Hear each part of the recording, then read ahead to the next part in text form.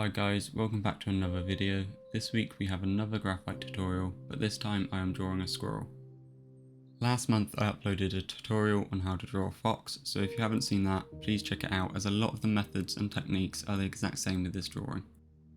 So to begin with, I'm starting with the eye and mapping out any of the main shapes I can see in the reference. I'm using a 12B pencil here as most of the eye is really dark.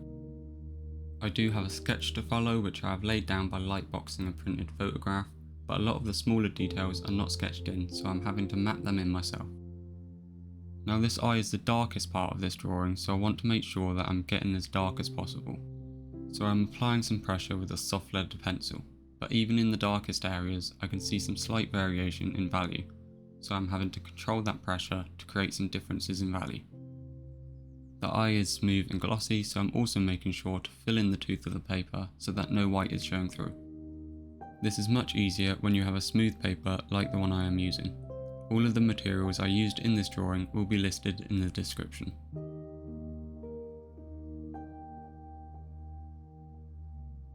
Sometimes you'll go a bit too dark in areas, but this is easily fixed with an eraser.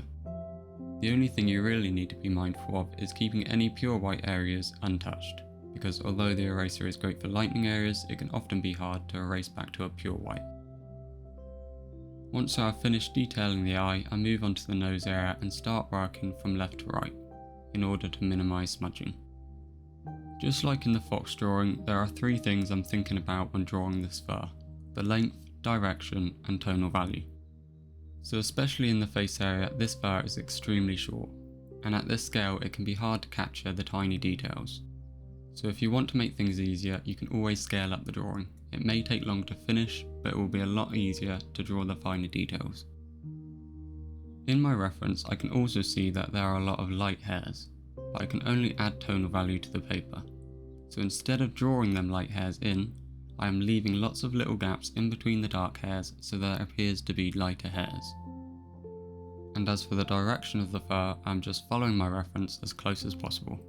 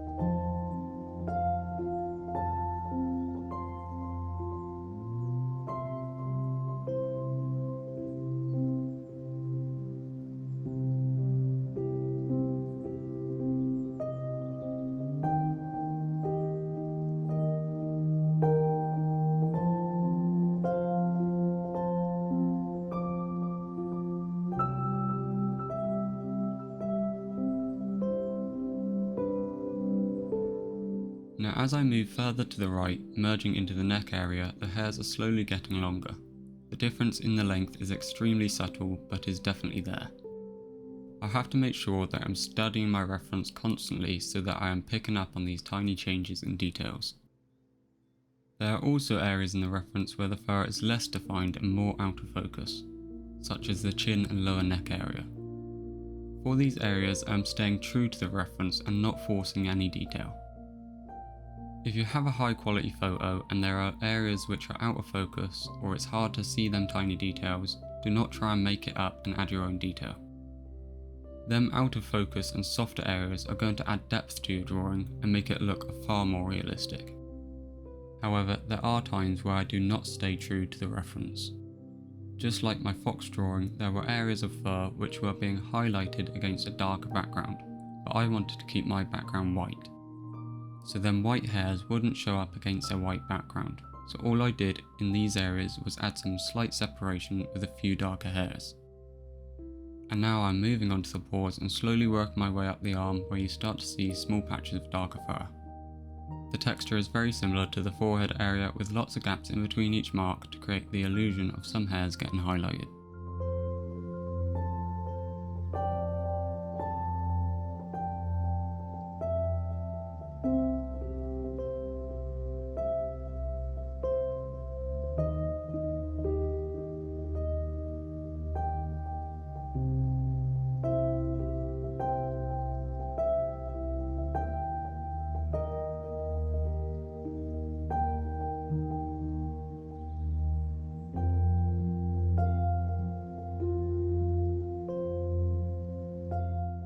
With the first section of the body complete, it was time to move on to the tail. The fur texture in the tail is very different to the rest of the squirrel, as it has much longer hairs and is far more messy.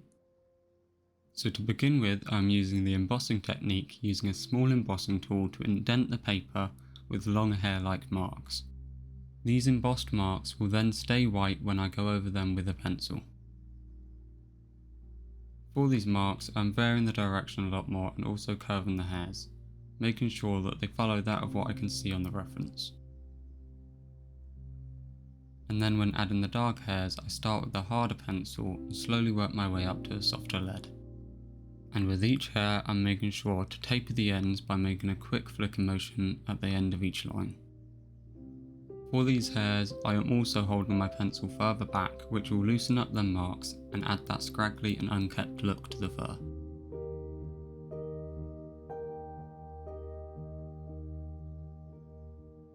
Here I am shading in a couple areas, but them embossed areas will still stay white as the pencil will skip over them areas. This tail will take multiple layers of pencil in order to build up all of them hairs that vary in tonal value.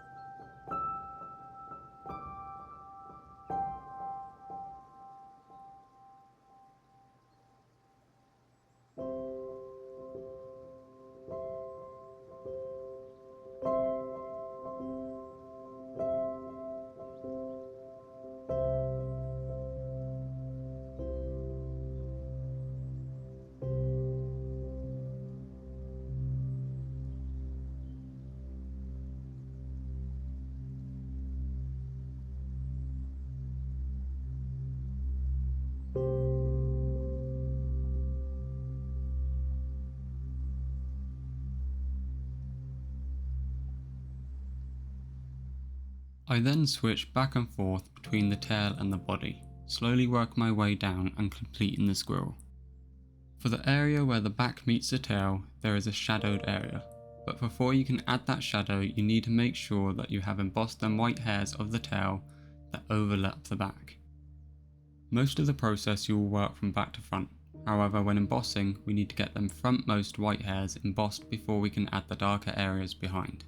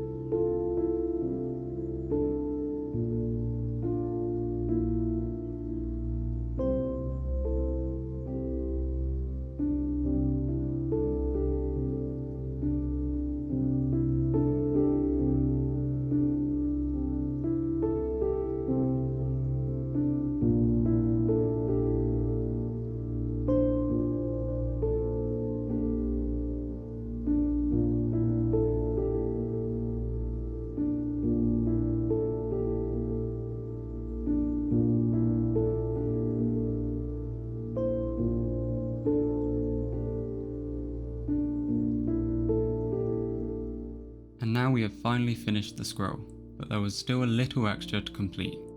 In this reference, the squirrel was sat on a stump. I won't talk much about this process as this is a squirrel tutorial and not a tree stump tutorial, but for me this was something a bit different to draw and had some interesting textures. Parts of the stump had some sort of moss or lichen growing on it, and in these areas I basically made lots of random marks, making sure to keep my lights and darks in the same place as on the reference. And as for the rest of the wood, I made sure not to blend any areas and let any natural texture show. I also kept any of my marks going in the same direction of the bark.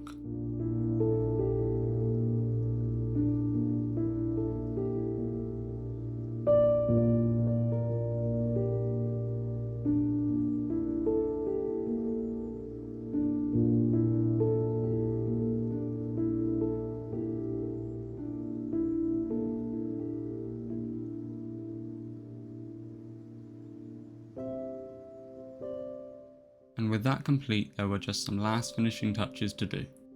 I cleaned up any smudges around the background with an eraser, making sure that the entire background was as clean as possible and free of any marks.